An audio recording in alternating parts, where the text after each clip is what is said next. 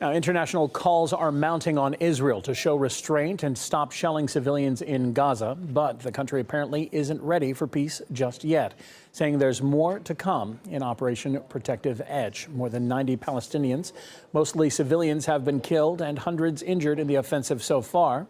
At least 20 of those who lost their lives are children.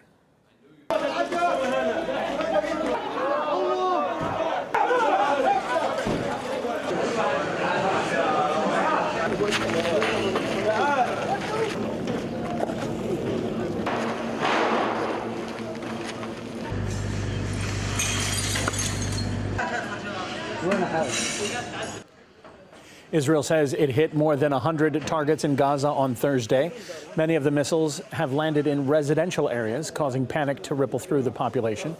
Journalist Harry Fear met those caught up in the violence as they brace themselves for yet more air raids. On a visit to Gaza's main hospital, we met 4-year-old Shema al-Masri. She was injured in her abdomen. She became collateral damage in a drone strike. The girl went to visit her sister with her parents. On the road, they came under missile fire. When she tried to avoid one, she was hit by a second. Her mother and brother were killed. She and her sister were left in a critical condition. Her sister died today, and the girl is still under God's care. No one knows if she's going to make it. Doctors tell me they've been dealing with a biting shortage of medical supplies in Gaza for the last 3 weeks as a result of the ongoing siege. But even civilians that survive the violence suffer the mental effects of living in a war zone. Abed lives in a neighborhood of Sheikh Redwan that was targeted last night. We were sitting by the entrance when the first missile hit the house, and the second one soon followed. We carried the sleeping children out and ran away. The children began screaming through fear. In Gaza, dozens of Palestinians have been killed. In Israel, no one has been killed. As in recent years, this Hamas-Israel war is far from symmetrical in terms of casualties and civilian loss. It's been a traumatizing couple of days for the civilians of Khan Yunis in the south of the Gaza Strip too. During its operation, Israel says that it's going after Hamas militants, those it alleges are Hamas militants. However, it's willing to go as far as targeting their homes. And in this case, Israel killed 6 children and 2 adults when it struck this family home. The family didn't have time to heed the warning drone missile, which arrived 4 minutes before the main strike. We were shocked when a missile hit my brother's house. After we hurried out, our house was hit too. By the house was a children's playground, where most of the hits came. Israel has made clear that it's not interested in restraining its operation on Gaza so long as Hamas rocket fire continues. It's a recipe for further conflict and inevitable suffering for Gaza's civilian population. A population already so beleaguered now lives in fear of even more violence in the coming days. Harry Fear, RT, Gaza. Meanwhile, clashes have erupted between Palestinians and Israeli soldiers in the West Bank city of Bethlehem. Teenagers had been throwing rocks at the troops who fired tear gas to disperse them. Israel's actions in Gaza have forced Egypt to open its border with Palestine and take in the most seriously wounded at a local hospital. For its part, Israel has vowed to step up attacks on Gaza until Hamas stops firing into its territory. Good morning. My name is Andre Mubarak. I'm a Palestinian Arab Christian. I am from the old city of Jerusalem. Yes, what you heard, the Palestinian Arab Christians. We exist. We belong to this part of the world. We are from Jerusalem. Actually, you are now, this morning, inside the streets of the old city of Jerusalem, inside the Christian quarter. When Trump says that Israel is one of the great democracies in the world, I would say that's the biggest bullshit I've ever had. We're here in Bethlehem, home to an ancient Palestinian Christian community, to hear what they have to say about Christians in the West supporting Israel, Donald Trump's move to recognize Jerusalem as Israel's capital, and to see what life is really like here for Christians living in the occupied West Bank.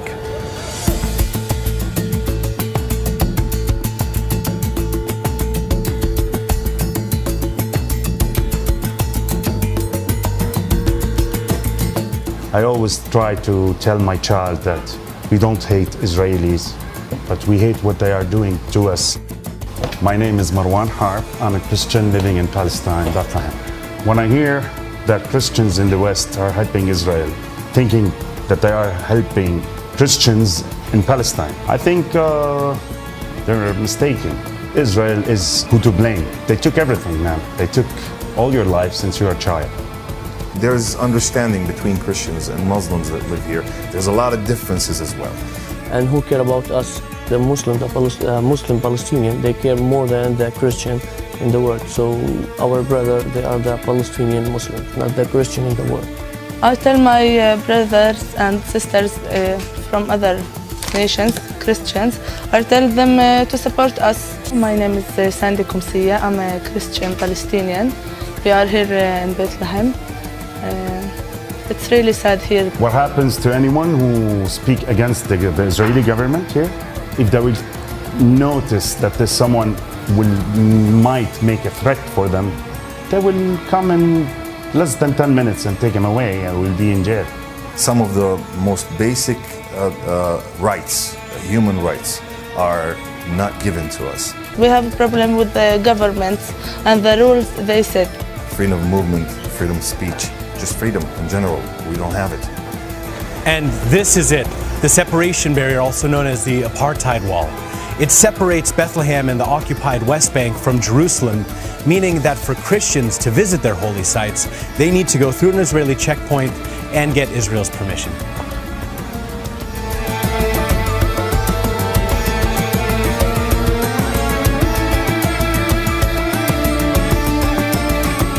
Basically, you're not allowed to breathe unless you take their permission. They control how much water we get. So we get the water like 1 day in the month. So this is a big problem. No one know about that and no one care about that. What I think of the U.S. recognizing Israel, Jerusalem, that the capital of Israel. هذا غلط كبير. ترامب ما له حق يعطي إسرائيل دولة. They can claim it the capital of China if they want. Doesn't make any difference to us. لأنه القدس عاصمة فلسطين. We want peace, of course we want peace, but we want balanced peace and fair peace. Let me give you an interesting quote about what terrorism is. And it comes from a good source, Benjamin Netanyahu. He's currently the Prime Minister of Israel, but he wrote a book back in 1986 explaining what terrorism is. So listen very carefully to this definition. Terrorism is the deliberate and systematic murder, maiming, and menacing of the innocent to inspire fear for political ends.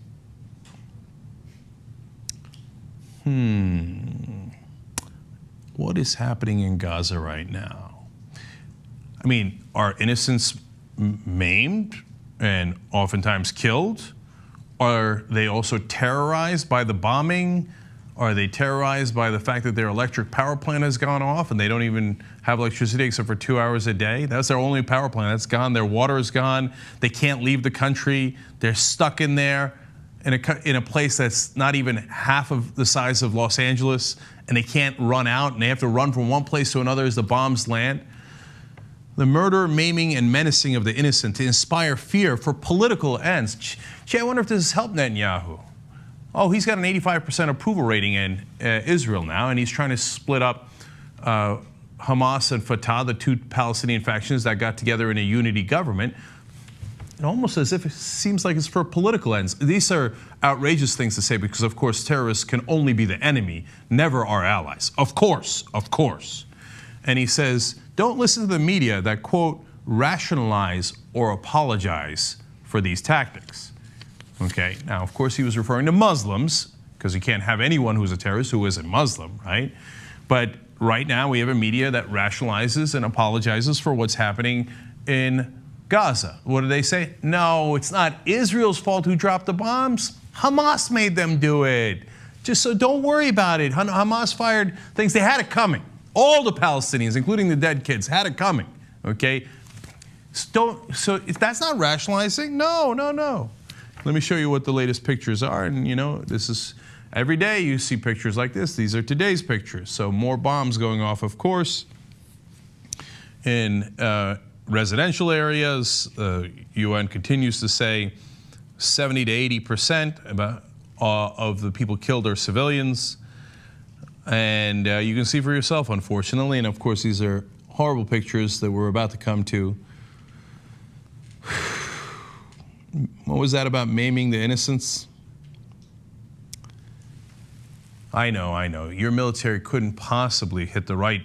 I thought they had smart bombs and they were sophisticated. How come they keep hitting the wrong target 3/4 of the time?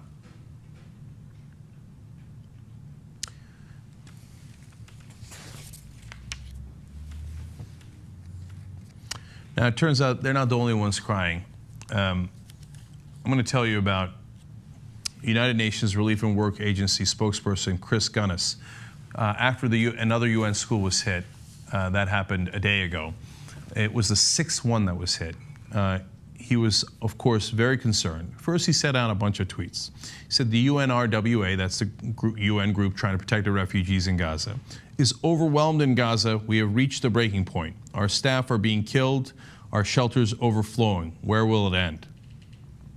Sends out a second one. UNRWA has opened one new shelter in the south, so there are now 86 housing 219,657 people. Average shelter population is 2,554. They're built for about 800 at most. Appalling, he says. He went on to say the international community must take deliberate international political action to put an immediate end to the continuing carnage in Gaza. Finally, he also said, we have moved beyond the realm of humanitarian action alone. We are in the realm of accountability. So then he went on television, went on Al Jazeera Arabic to talk about the situation, and an emotional moment happened. Let's watch. The rights of Palestinians, even their children, are wholesale denied, and it's appalling.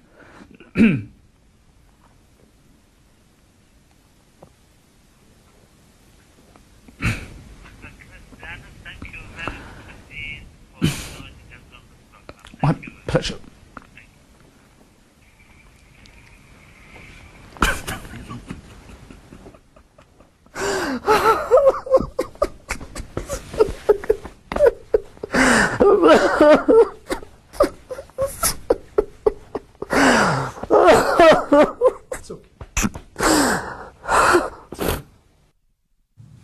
How many dead kids could you see before you had a reaction like that? That's the logical human reaction we all should be having. Right now, this war has a 97% approval rating in Israel.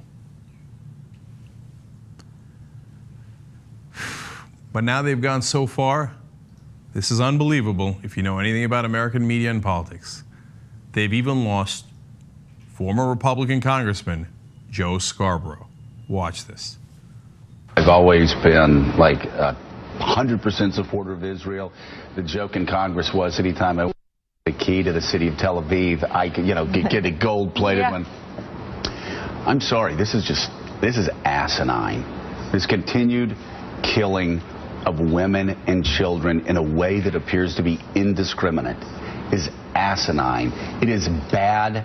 Of course, it's tragic for the Palestinian people. It is bad for the Israeli people. I mean, we will rue the day that this is happening.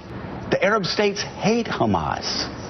And Israel has made them not only relevant again, but champions of the Palestinian people. Wow. When you get to a point where even a guy like Scarborough, who was unquestioningly pro-Israel, meaning not this government of Israel, the country of Israel, but whatever the current regime, administration in Israel was, left-wing, right-wing, it doesn't matter. Policies, it doesn't matter. Wars, it doesn't matter. He was 100% behind that. He's talking about, look, that UN told Israel 17 times, this is a school where there are refugees. Do not hit it. And Israel hit it anyway. Now, of course, it's mainstream media in America, so somebody has to jump in and go, wait a minute. So go ahead. Well, I think the Israelis would quibble with the description of it as indiscriminate killing. I mean, they've been all over the airwaves articulating exactly what they do before a strike. But you're right. Well, I mean, they blew up a market, a popular marketplace yesterday. They blew up a UN school where there's 17 warnings. 17. That is indiscriminate. And you know what? Right. We share Israel's values a hell of a lot more than the people that they're bombing. But you know what? The United States of America, you know, we cannot be associated with this if this continues. This is so bad, not only for the Israeli people, but for us. Rare moment of reason from Joe Scarborough, but it's hard to deny as you see the actions of Israel. And it doesn't seem like when you hit three-quarters civilians that you missed. It seems like you hit exactly what you wanted to hit. Why? Because they want to break, they say Hamas, but really what they mean is the Palestinian people, to the point where they say, okay, we give up. We won't back Hamas. We won't back any government that opposes you. We'll turn in any bit of defense we have. You want to call it missiles? Look, I don't want them firing the missiles. I'm happy if they turn them in. But basically, complete, utter surrender. But they don't have borders. They don't control their borders. What more do you need? How much submission do you need?